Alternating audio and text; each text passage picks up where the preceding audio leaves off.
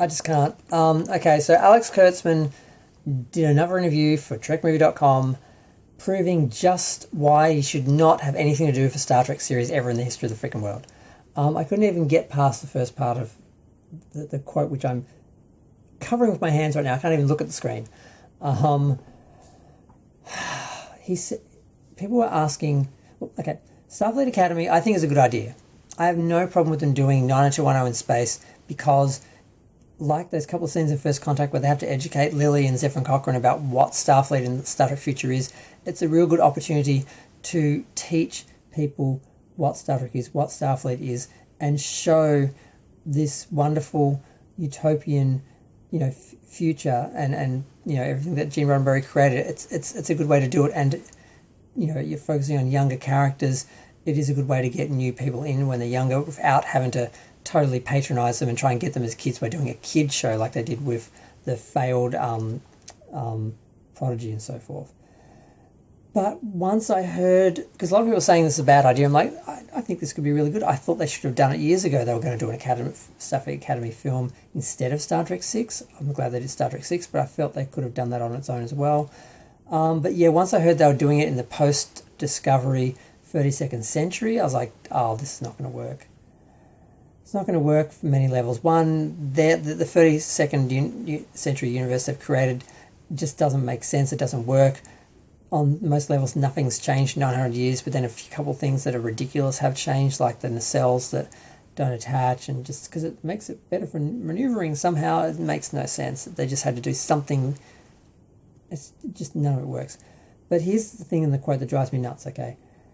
He says, as the father of a 17-year-old boy, I see how he's uncertain about the world that we're in now. So instead of giving him a future, which is beautiful and perfect and wonderful and utopian and something to look forward to, think we're going to get past this and get to something better, he destroyed what Starfleet and Star Trek was by having it all collapse and burn and then having to rebuild itself, because he thought the kids would respond better to relating to something that was more like today, instead of giving them what Star Trek is, which is a better tomorrow.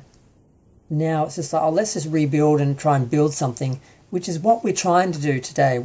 Everything's a mess, and we're trying to get to a better place and get towards more of a Star Trek future. I think long term is what people really want. They want better for their children. They want better for the next generation.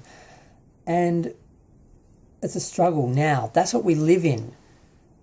That's not what Star Trek is, not what we want from Star Trek. We want an escape. We want to see that future where we're already there and we're enjoying it. This guy has no clue. And I cannot read the rest of that statement. I saw that, I'm like, so you saw what your kid was going through dealing with today, and you thought the way to make Star Trek, the way to make Star Trek deal with that is to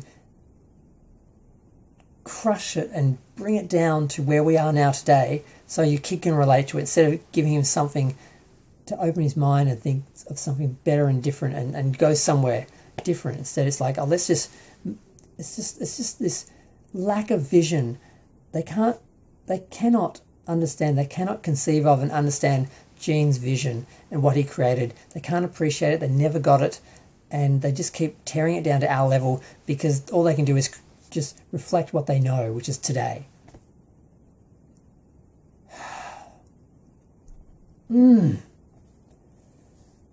I've said before, this guy isn't trying to destroy Star Trek. He's not a bad person. He's not like some anti-fan, like the way Doomcock and that make him out like he's just trying to destroy Star Trek for all political reasons. No, he's just a total idiot who has no concept of what Star Trek is or what it was or what it meant, what it did. And he just thinks, we'll just make it relatable to today by making it just like today. We'll bring all today's politics and all our problems into it, and then people will get it. It'll just be like watching every other show on TV, every other modern day contemporary drama or nihilistic science fiction, utopian, dystopian show. Like Star Trek was the one escape from that, the one unique vision of the future that wasn't like that. That's what made it special and different and inspiring. And they just don't get it, and they just, I just can't even. I'm going to go. Feel free to share, like, comment, subscribe. Let me know what you think of Kurtzman's latest comments that prove he should never be in charge of a Star Trek show.